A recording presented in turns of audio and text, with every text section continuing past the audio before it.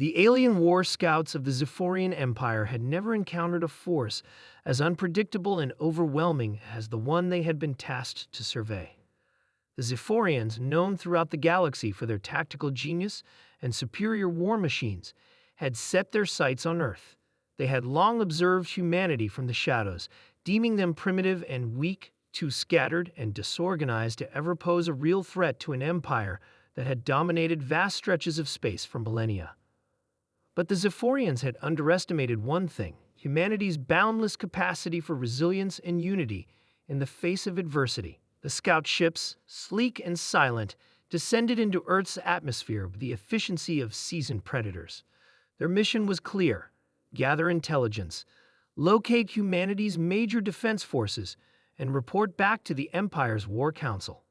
The Zephyrians knew that Earth's cities were scattered, isolated, and, according to their data, poorly defended. It would be a simple matter to strike, devastate, and move on. What the scouts didn't account for was the sprawling complexity of humanity's true military strength, its unity, its surprises, and its overwhelming scale. As the Zephyrian scouts approached Earth's surface, they were greeted by an unexpected sight. What they had assumed were small, scattered pockets of resistance were, in fact, military formations that stretched across entire continents.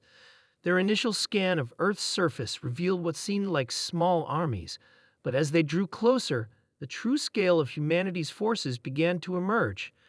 From every corner of the globe, soldiers, pilots, engineers, and scientists had come together, pooling their resources. It wasn't just Earth's governments or military alliances at work. It was a unified global effort. Countries that once bickered and fought over territory now stood together, unified by a common purpose. The scouts had never encountered such a phenomenon before. This was not the disjointed, ineffective force they had assumed Earth would have. No, this was something else, something far greater. The scouts transmitted a message back to their mothership, requesting immediate reinforcements. But as the orders were being sent, something even more shocking happened. Hundreds of human warships, some ancient and others newly constructed with gleaming technology, began to rise into the sky.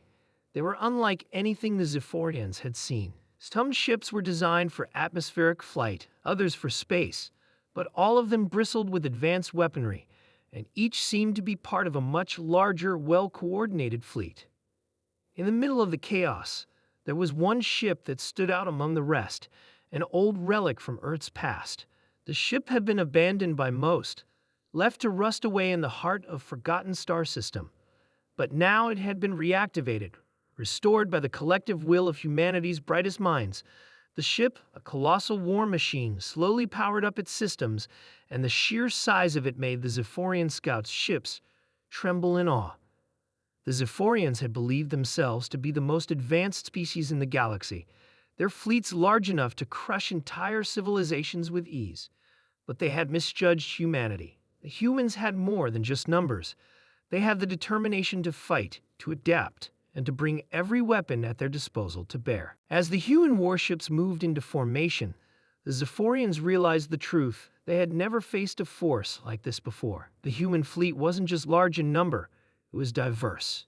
Each ship was unique, crafted by different nations, cultures, and technological backgrounds, yet they were all perfectly synchronized. The human race had taken the very best of their combined knowledge and forged a weapon of war that made even the Zephyrian Empire tremble. With a sudden, terrifying realization, the scout ships understood that their mission was no longer just about observation. It was about survival. The humans were not a primitive species to be crushed. They were a force capable of uniting and fighting back with everything they had.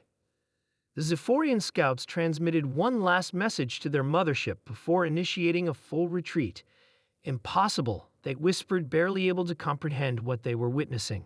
They are everywhere. The scale of the human military forces had completely overwhelmed the Zephyrians. What had been thought of as mere scattered resistance was, in fact, an all-encompassing global military network that reached from the darkest corners of the Earth to the furthest reaches of space. Back on the surface, humanity's leaders, having recognized the threat posed by the Zephyrian Empire, made a decisive call. But warning had been clear. No longer would Earth be left to fight on its own. The world had unified. Its military might assembled not just to protect its home, but to send a message to the stars.